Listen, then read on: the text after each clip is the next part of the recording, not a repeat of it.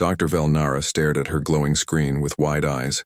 Her forearms trembled as she read the data coming from the small blue planet called Earth. As the main scientist for the Galaxy Animal Study Group, she had looked at thousands of worlds before. But this one was different.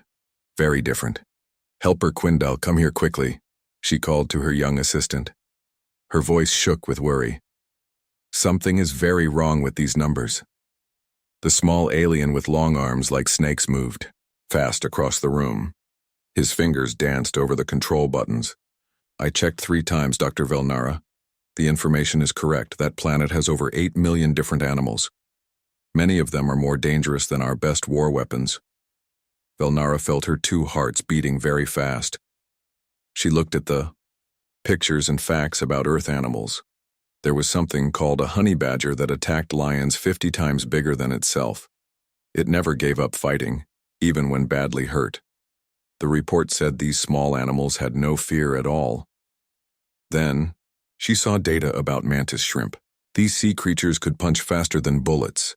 Their claws moved so fast they made the water around them boil. One hit could break thick glass or crack bones into pieces. "This cannot be real," Velnara whispered. She pulled up more files. A creature called a platypus appeared on her screen. It looked like someone had mixed a duck, a beaver, and a snake together. It had poison spikes on its back legs that could kill large animals. It could sense electricity in the water like their best spy equipment. "Dr. Velnara," Quindal said in a scared voice. "Look at this information about Australian animals." The screen filled with images that made Velnara step backward. Spiders as big as dinner plates with fangs that could bite through leather. Jellyfish so poisonous that one touch would kill most aliens in seconds. Snakes with enough poison to kill 100 creatures the size of humans. But the most frightening thing was not the animals themselves. It was what the humans did with them. "The humans live with these death machines," Quindal read from his report. "They keep small wolves, called dogs, inside their homes. They let tiny hunters called cats sleep on their beds. Some humans even touch deadly snakes and spiders with their bare hands." Velnara sat down hard in her chair. Her scientific mind tried to understand what she was seeing. On every other planet they had studied, dangerous animals lived far away from intelligent species. Smart creatures built walls and weapons to protect themselves from predators, but not humans. The data showed them walking calmly through areas filled with creatures that could kill them instantly. They took their small children to places where man-eating sharks swam in the water. They planted flowers to attract swarms of stinging insects to their homes. "Perhaps humans are much stronger than they look," Quindal suggested. "Maybe their soft skin hides powerful muscles and thick bones." Velnara shook her head. "No, look at their medical scans. They have thin skin, weak bones, and small teeth. They run slower than most of their planet's predators. They cannot fly, breathe underwater for long, or see in complete darkness." She pulled up more images. Humans seemed to enjoy being near dangerous animals. They watched giant whales from small boats. They studied poisonous frogs up close. They even swam with electric eels that could shock them unconscious. "There is only one explanation," Velnara said slowly. "Humans must be the most deadly predators in the galaxy. They are so dangerous that all other creatures on their planet fear them. Even the biggest, strongest, most poisonous animals know not to attack humans." Quindal looked at the data again. "But how? They look so small and weak." "That must be their trick," Velnara replied. "They appear harmless, but they must have hidden weapons or abilities we cannot detect. Think about it. What kind of species could make friends with creatures that eat meat and have razor-sharp teeth? What kind of beings could live peacefully next to animals that could crush their bones or melt their skin with poison?" The 2 aliens stared at each other in silence. Every other intelligent species in the galaxy had evolved on safer worlds. They had learned to fear predators and avoid dangerous areas. But humans seemed to seek out the most dangerous creatures on their planet and live alongside them. "We must warn the Galaxy Council immediately," Velnara said. She began typing her emergency report. "Earth is not just another world with interesting animals. It is a planet where evolution created the perfect biological weapons, and somehow, impossibly, humans have tamed them all. As she wrote, Velnara looked at one last image. A small human child sat in green grass holding a fuzzy creature with bright yellow and black stripes. The file identified it as a bee, capable of injecting painful poison with its stinger. But the child was smiling, completely unafraid. Velnara shivered and sent her report across the galaxy. Soon, every alien civilization would know the truth about the small blue planet and the terrifying species that ruled over its army of living weapons. The giant meeting room buzzed with worried voices from 47 different alien worlds. Chancellor Morgak banged his heavy claw on the speaking stand to make everyone quiet. His shell-covered body shook with fear as he looked at the crowd of strange creatures filling the seats. "Friends from across the galaxy," he said in a loud voice, "we have called this emergency meeting because of terrible news from the planet Earth. Dr. Velnara will tell us what she found." Dr. Velnara floated to the front of the room. Her forearms moved quickly as she turned on the big display screen. Pictures of Earth's animals appeared in the air above everyone's heads. The aliens in the room made sounds of shock and fear. One picture showed a tiny frog with bright blue and red colors. "This small creature," Velnara explained, "has enough poison on its skin to kill 10 of our largest warriors. The humans call it a poison dart frog, and they study it closely without any protection." Counselor Hexandra, whose body looked like living glass, stood up quickly. "That is impossible. No creature would make such dangerous poison unless it was designed for war." "The proof is here," Velnara replied. She showed more pictures. "Look at this spider called a black widow. Its bite can kill creatures much larger than itself. Humans find these spiders in their homes and simply carry them outside in small containers." The room filled with gasps and clicking sounds as different aliens talked in their own languages. Admiral Traxon, a being with metal skin and red glowing eyes, raised his hand. "Show us more about this place called Australia that your report mentioned." Velnara nodded and changed the pictures. "Australia appears to be Earth's main weapons testing area. Almost every creature there can kill or seriously hurt other animals." The screen showed a large gray creature with powerful legs. "This kangaroo can kick with the same force as our battle robots, but humans think they are cute and take pictures with them." Next came an image of a small octopus with bright blue rings on its body.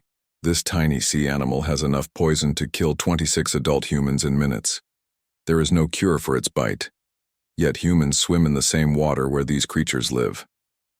"Surely the humans wear special armor," suggested Dr. Klimtar, whose green tentacles waved nervously. "No," Velnara said sadly. "They wear thin cloth coverings that provide no protection at all. Some humans even swim wearing almost nothing." She showed more pictures. A huge crocodile with teeth as long as knives. Jellyfish that floated like ghosts but could kill with one touch. Snakes that could swallow creatures whole or inject deadly poison with their fangs. "The humans live on islands surrounded by sharks that can bite boats in half," Velnara continued. "They sail small boats over these waters for fun. They even jump into the water wearing masks to swim closer to the sharks." The alien council members looked at each other with growing terror. Counselor Yixmora, who had 6 eyes on long stalks, spoke in a shaking voice. "What about their cities? Surely they build strong walls to keep these monsters away." "That is the most frightening part," Velnara answered. She showed pictures of human cities.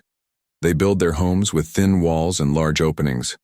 Many dangerous animals live right inside their cities. Spiders hide in their houses. Poisonous snakes sleep under their buildings. Flying creatures with sharp claws nest on their rooftops." "Admiral," Traxon's metal hands made sparking sounds as he gripped his chair. "These humans must have incredible weapons to control such an army of killing machines." "We found no evidence of advanced weapons," Velnara said. "They use simple tools made of metal and plastic. Some humans work with the most dangerous animals using only their bare hands." She showed a video of a human man holding a huge snake. The snake was thick as a tree and long enough to wrap around 3 aliens. But the human was calm and gentle as he moved the creature to a new location. "Impossible," whispered Counselor Vextrin, whose purple fur stood up in fear. No intelligent being would touch such a creature without proper protection. Yet they do it every day, Velnara replied. They rescue injured predators and heal them. They feed dangerous animals, by hand. They study poisonous creatures without any safety equipment. The room became very quiet. Finally, Chancellor Morgak spoke. What does this mean for the rest of the galaxy? Dr. Velnara's voice was grim as she answered. We must assume that humans are the most dangerous species we have ever discovered. They live in perfect harmony with creatures that could destroy entire star fleets. Either they control these animals through some unknown power, or they are so feared that even Earth's deadliest predators dare not attack them. What should we do? Asked Admiral Traxone. We must send an ambassador to make contact, Chancellor Morgak decided. But whoever goes must be very careful. We are dealing with beings who treat living weapons like harmless pets. There is no telling what humans might be capable of doing to visitors from other worlds. The meeting ended with every alien feeling afraid of the small blue planet and the mysterious creatures who ruled over an army of biological weapons. Ambassador Kretal's spaceship moved slowly through Earth's blue sky. His hands shook as he checked his protective suit one more time. The strongest shields his people could build covered his body. His weapon systems were ready. Every alien leader in the galaxy had warned him about this dangerous mission. Computer, scan the area for threats, he said in a nervous voice. No immediate dangers detected, the computer replied, but sensors show many life forms that match the dangerous creature database. Kretal took a deep breath and stepped out of his ship. He had landed in a place humans called Central Park in a city named New York. His first meeting was with a human representative called Hyunwoo. The briefing files said this human was a peaceful diplomat, but Kretal knew better than to trust appearances. As he walked on the strange black path, Kretal saw his first Earth creatures. Small flying animals with feathers moved quickly through the air. His scanner beeped with warnings. These were the aerial attack units his people had classified as sparrows and pigeons. Their sharp beaks could poke out eyes, and they moved in, organized groups like military squadrons. But something was wrong. Instead of attacking the humans walking nearby, the birds simply flew around peacefully. Some even landed on the ground near people's feet, looking for food scraps. Kretal moved forward carefully.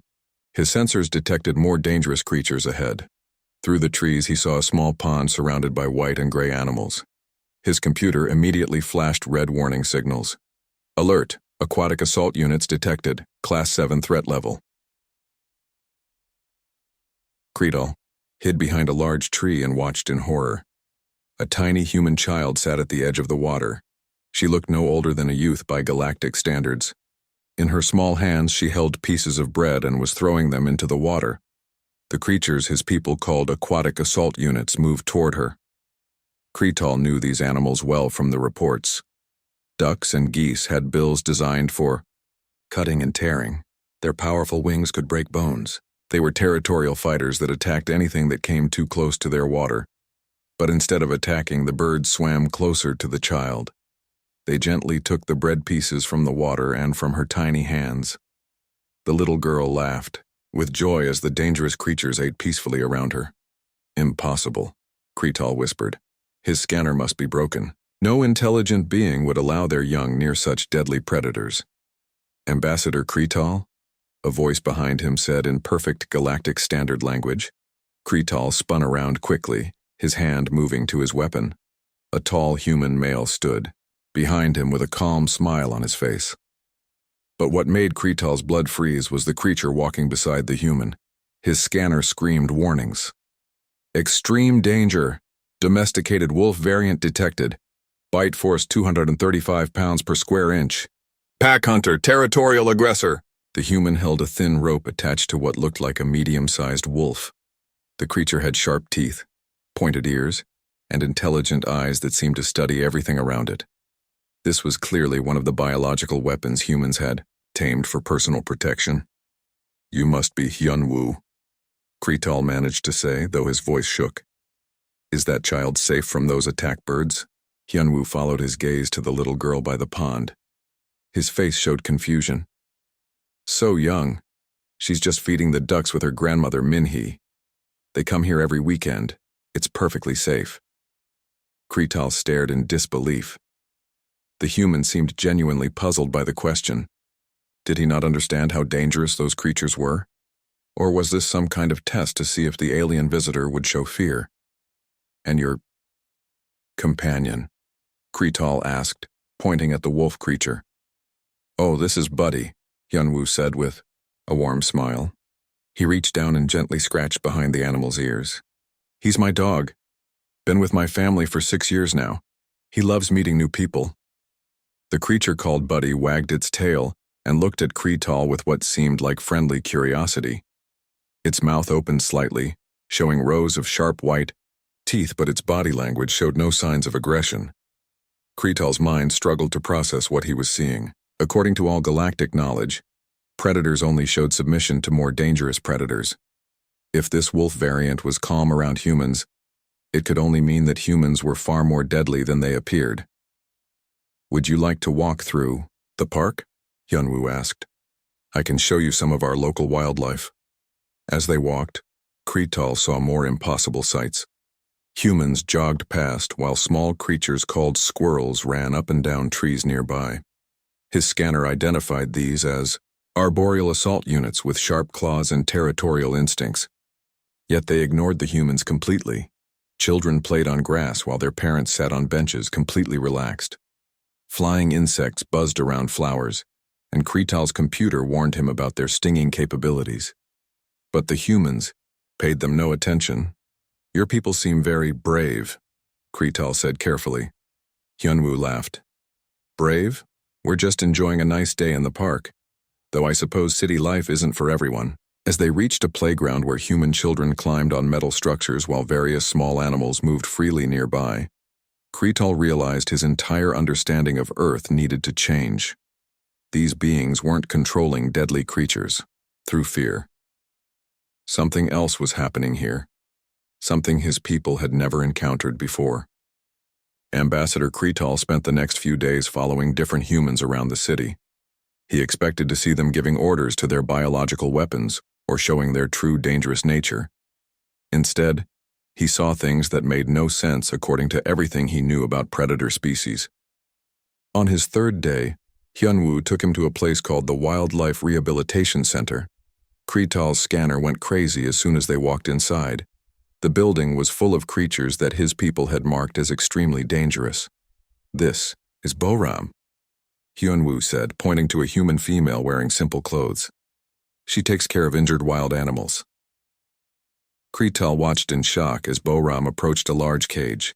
Inside was what his computer called a flying razor talon death unit.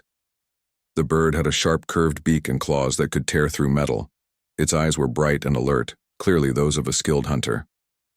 This is a red-tailed hawk, Boram explained to Kretal. She was hit by a car 2 weeks ago. Her wing is healing well, but she still needs daily care.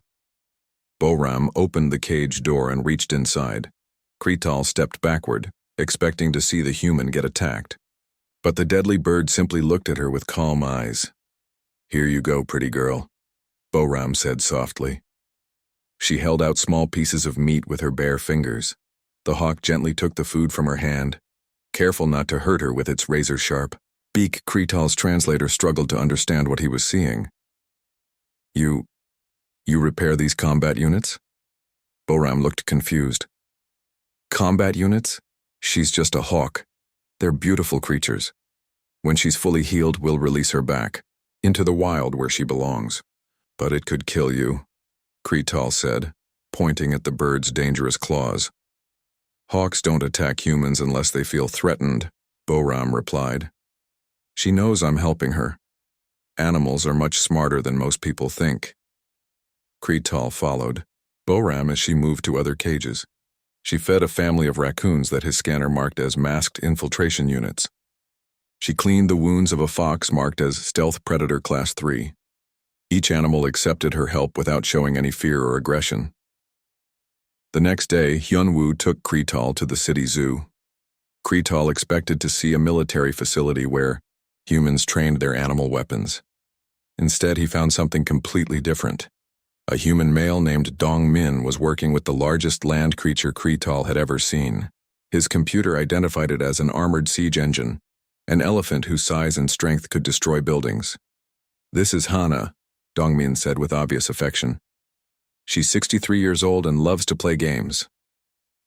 The massive elephant used her trunk, a powerful appendage that could lift several tons, to gently touch Dongmin's shoulder. Then she picked up a large ball with her trunk and pushed it toward the human like she wanted to play. "She's so gentle," Dongmin said, patting the elephant's thick skin. "Elephants are incredibly intelligent and emotional. They remember their friends for decades and mourn their dead just like we do." Kretal watched the human and elephant interact, like old friends.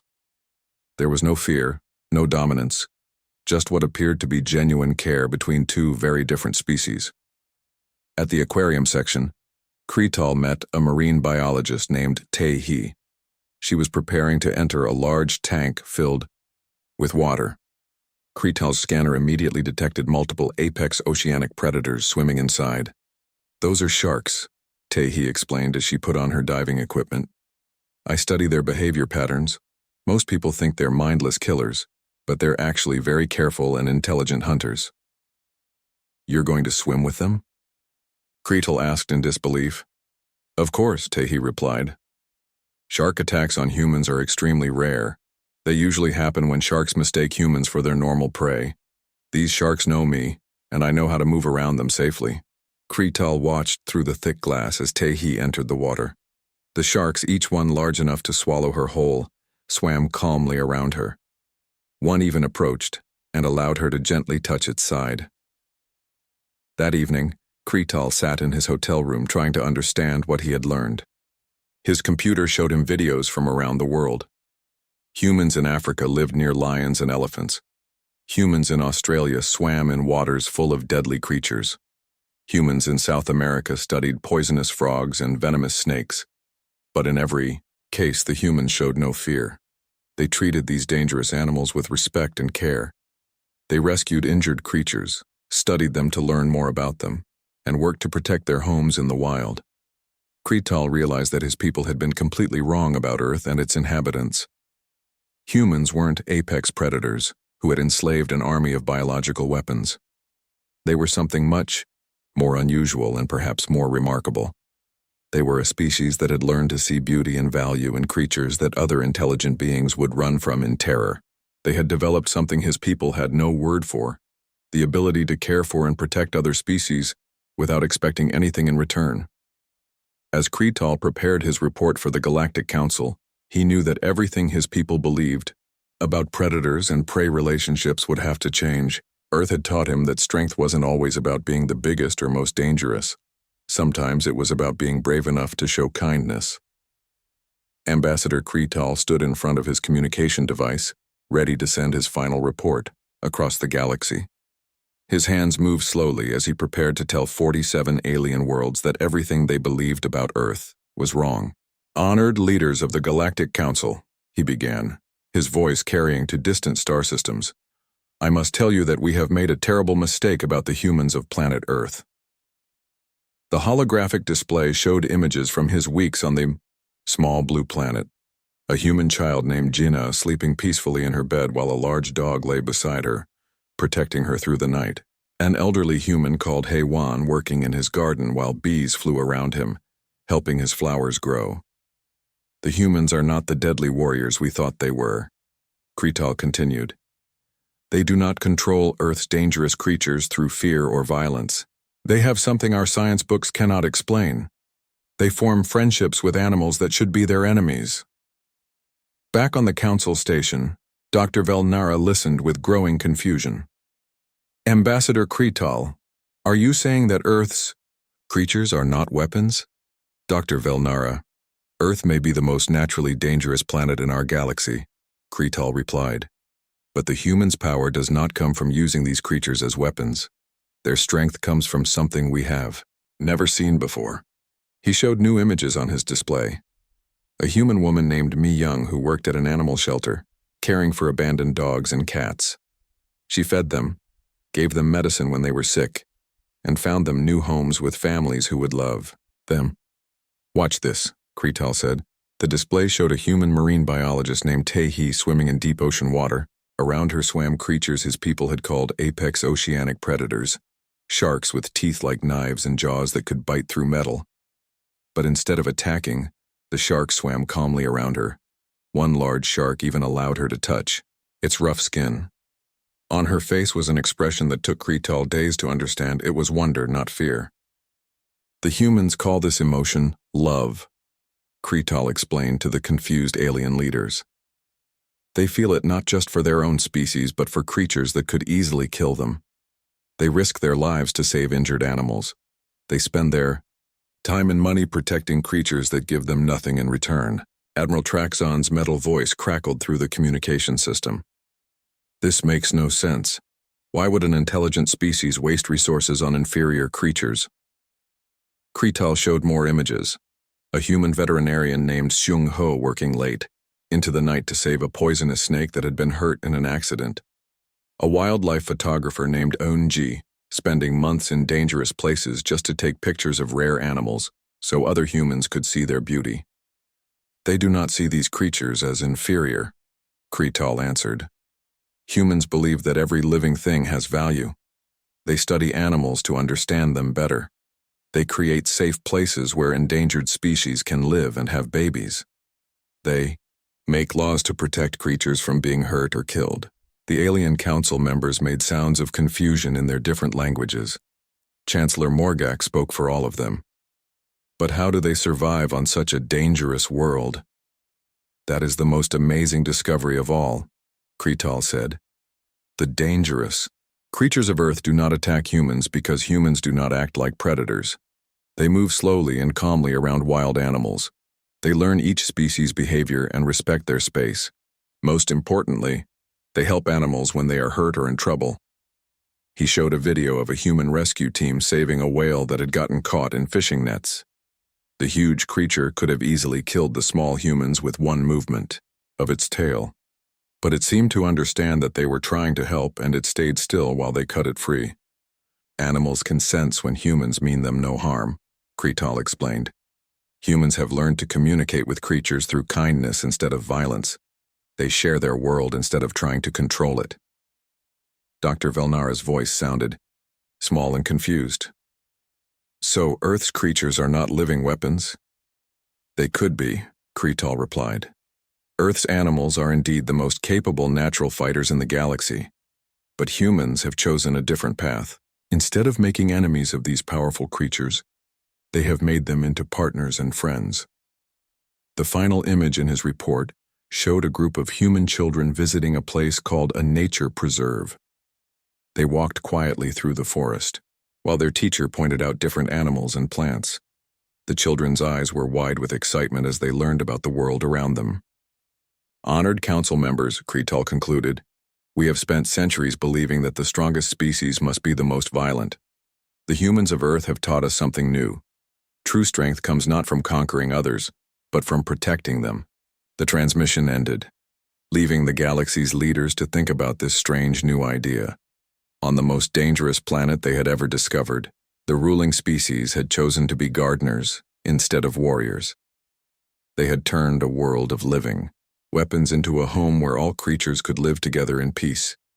And perhaps, Kretal thought as he prepared to return home, that made humans the most remarkable species in the universe.